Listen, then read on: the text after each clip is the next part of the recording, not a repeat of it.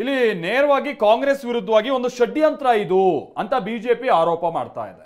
So Congress ಈಗ defensive model ಇದೆ. ಕಾಂಗ್ರೆಸ್ ಏನ್ ಹೇಳ್ತಾ ಇದೆ, ಏನ್ ಷಡ್ಯಂತ್ರ ಮಾಡಿರೋದಂದ್ರೆ ಏನು, ಇದು ಹಿಂಗೆ ಪುಕಾರ ಹಾಕೊಂಡು ವರ್ಷ ಇಡೀ ಇರ್ಬೇಕಾಗಿತ್ತ, ಇದಕ್ಕೊಂದು ತಾರ್ಕಿಕ ಅಂತ್ಯಕ್ಕೆ ತರಬೇಕು ಅಂತ ನಾವು ತನಿಖೆಗೆ ವಹಿಸಿದೀವಿ. ಈಗಲೂ ಹಾಗೆ ಹೇಳ್ತಿದ್ದಾರೆ, ಷಡ್ಯಂತ್ರ ಮಾಡಿರೋದೇ ಬಿಜೆಪಿ ಅವರು. ಡಿ ಕೆ ಶಿವಕುಮಾರ್ ಏನ್ ಹೇಳ್ತಾ ಇದ್ದಾರೆ ಅಂದ್ರೆ ಮೂಲ ಬಿಜೆಪಿ ಕಾರ್ಯಕರ್ತರೇ ಮಾಡಿರೋದು. ಬಿಜೆಪಿಗರ ವಿರುದ್ಧ ಅವರು ಆರೋಪ ಮಾಡ್ತಾ ಇದ್ದು SIT ರಚನೆಗೆ ಅವರೇ ಒತ್ತಾಯ ಮಾಡಿದ್ರು. ಅವರೆಲ್ಲ ಈಗ ಆಂತರಿಕವಾಗಿ ಎರಡು ಬಣ ಆಗಿದೆ ಅಂತ ಹೇಳಿದ್ದಾರೆ. ಏನ್ ಹೇಳ್ತಾ ಇದ್ದಾರೆ ಡಿ ಕೆ ಶಿವಕುಮಾರ್, ಬನ್ನಿ ಕೇಳೋಣ.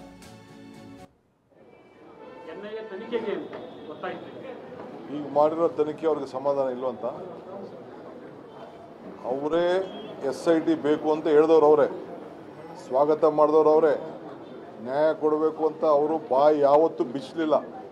ಅವರಲ್ಲೇ ಇಂಟರ್ನಲ್ ಎರಡು ಫೈಟಿಂಗು, BJPಲಿ ಎರಡು ಗುಂಪು, ಅರ್ಥ ಆಯ್ತಾ? ಅವ್ರದ್ದೇ ಷಡ್ಯಂತ್ರ. ಯಾರು ಇದನ್ನೆಲ್ಲ ವ್ಯವಸ್ಥೆ ಮಾಡಿದ್ದಾರೆ ಎಲ್ಲ BJPಯ ಮೂಲ ಕಾರ್ಯಕರ್ತರೇ. ಇದನ್ನೆಲ್ಲ ಧರ್ಮಸ್ಥಳದವ್ರ ಮೇಲೆ ಕೆಟ್ಟ ಹೆಸರು ತರಬೇಕು ಅಂತ ಹೇಳಿ ಎಲ್ಲ ಮಾಡಿರೋರೆಲ್ಲ ಅವರೇನೆ. ಈಗ ಎಲ್ಲ ನಾಟಕನೂ ಆಡ್ತಾ ಇದ್ದಾರೆ.